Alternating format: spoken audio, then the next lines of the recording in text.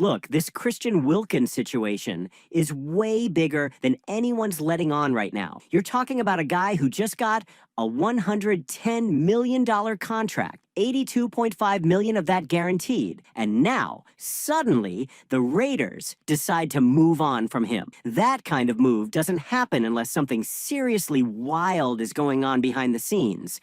So let me ask you, do you think Wilkins betrayed the Raiders? Drop your thoughts in the comments. I really want to know where Raider Nation stands on this. What's up, Raiders fans? Welcome to the NFL Playbook Raiders. If you're new here, don't forget to hit that subscribe button. This channel is all about breaking down everything you need to know about the Raiders. So here's the situation. We got some info late last night and then again early this morning, and it totally changed how we are looking at all of this. And look, I'm not trying to act like some insider or beat reporter. I'm just trying to keep Raider Nation in the loop. That's the mission. Let's rewind a bit. Like I said last month, the Raiders wanted Wilkins to undergo a second surgery for the Jones fracture he suffered back on October 5th, 2024. But Wilkins didn't want it. He felt it wasn't necessary. That's where the disagreement started. And now he and the NFLPA filed a grievance after the Raiders cut him off. But here's the thing. This isn't just about an injury or a missed surgery. Everyone's focused on the medical side. But the whispers I'm hearing, they paint a totally different picture. One of Insider told straight up, Wilkins became a problem in the locker room, and this isn't coming from anybody. These are connected people, guys you'd recognize. They say Wilkins had conflicts with players, coaches, even staff. One quote stuck with me. He wasn't buying in.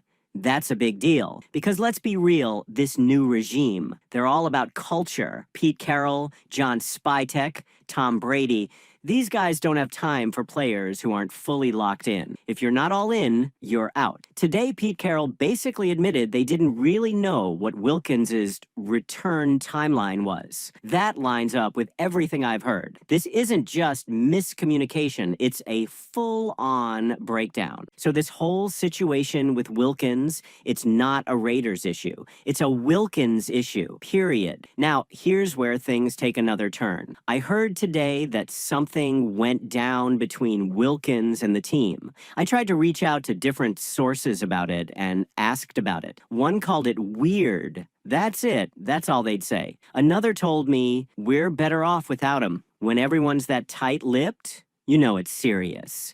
It's like saying Voldemort's name. People just shut down. Something happened and no one wants to be the one to talk about it. Josina Anderson tweeted that there's way more to this story. She said she spoke to 2 NFL insiders who mentioned the same kind of incident, and a major NFL insider, someone you definitely follow, told this. I've heard about the alleged incident. It's hard to believe. It's impossible to report. That's how crazy it is. So again, what really happened? Because when you cut a guy with $82.5 million in guaranteed money just 1 year into the deal, that's not normal. That's not just a business decision or a salary cap move. Something big went down. And another source told me straight up, the Raiders feel like Wilkins cheated them. Here's my take. I think he did. And honestly, it stings. I was fired up when the Raiders signed this guy. He was getting $27 million a year, third highest paid DT in the league. This wasn't a minor signing, and the Raiders showed patience. They backed him through his recovery, but now Wilkins isn't listening to the team doctors, won't commit to a return date, not showing buy-in, and then there's this mystery incident. It's like being in a relationship where your partner keeps ignoring your boundaries until one day, boom, they've had enough. That's what this feels like. A bunch of little things piling up until the team finally snapped. And timing? Timing is everything. The NFLPA is in complete chaos right now. Their executive director, Lloyd Howell Jr., and chief strategy officer, J.C. Treader, just stepped down. That's a leadership vacuum right before the season. So what do the Raiders do? They strike. The grievance was filed on the last day possible. That's not a coincidence. That's the strategy. The team is trying to get back $35.2 million.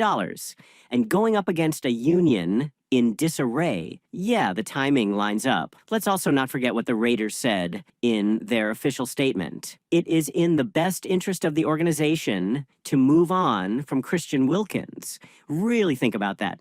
You don't say that about someone you just gave $110 million to, unless something massive went down. They even added, this franchise has a commitment to excellence on and off the field. That's a jab. That's a public shot saying, this guy didn't live up to our standards. And get this, it was told again today that Wilkins still needs another surgery. The return timeline? November or December. So any team that signs him now is basically gambling. I even heard the Cowboys might take a shot, and honestly, that wouldn't surprise me at all. Wilkins wants to play for a contender. Fine, cool. But if you're not doing the work, not showing commitment, and you still need surgery, who's going to take that chance? To me, it feels like the Raiders saw the writing on the wall. They made the call. Maybe other teams won't. Maybe Wilkins will go ball out somewhere else. But I'm telling you, this story is way deeper than anyone's letting on. Now let's break down everything from day 3 of Raiders training camp. Offense, defense, standout moments. You don't want to miss what Chip Kelly's cooking up with Ashton Jeanty and Brock Bowers. Trust me, it's nasty. Starting with the offense. Ashton Jeanty, man, he is all over the place. They've got him in screens, wheel routes, checkdowns, flats, you name it. Chip Kelly is doing everything he can to get this dude in space. I said it last week, and I'll say it again. He could be the breakout offensive weapon for the Raiders in 2025. And Brock Bowers, sheesh, they've got him running jet sweeps, shifting outside, moving pre-snap. It's chaos for defenses. It's like Georgia 2.0, but with even more creativity. Chip's letting this dude go. Quarterbacks? Mixed results. Geno Smith started slow, threw a pick early, but then he bounced back with 2 straight touchdown drives. One was a dart to Michael Mayer. The other, play-action boot, nothing open, and he scrambles it in himself. That's vintage Geno. Still got juice. Aiden O'Connell, he is solid. Didn't do too much, but he was clean. Hit a beautiful fade route to Carter Runyon, that UDFA wideout we've been hyping, for a score. Steady showing off from him. And now let's talk tight ends. Michael Mayer, Brock Bowers, Ian Thomas, all getting involved. Thomas even made a diving grab near the sideline. Looks like Chip's ready to roll out a heavy dose of 12 personnel. Expect to see Mayer and Bowers on the field together. A lot. On the defense side, the biggest story is Jamal Adams. He's basically a linebacker now, lined up in the box, blitzing, buzzing short zones. That's where he thrives. They've stopped asking him to cover 30 yards of grass. He's in attack mode. Jermaine Pratt is easing back in. A little hamstring tightness. No panic, but something to keep an eye on. And now that Wilkins is out, here's your current DT rotation. Jonah Lalu, Adam Butler, and Lecky Fotu.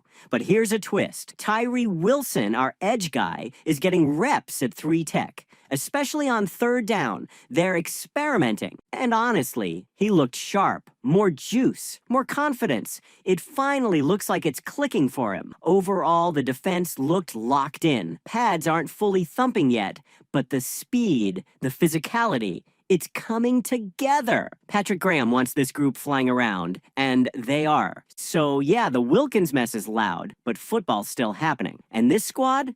They're focused, hungry. Let me know who you've got your eye on in camp. Any questions about schemes, matchups, depth charts? Drop a comment. Let's kick off the discussion.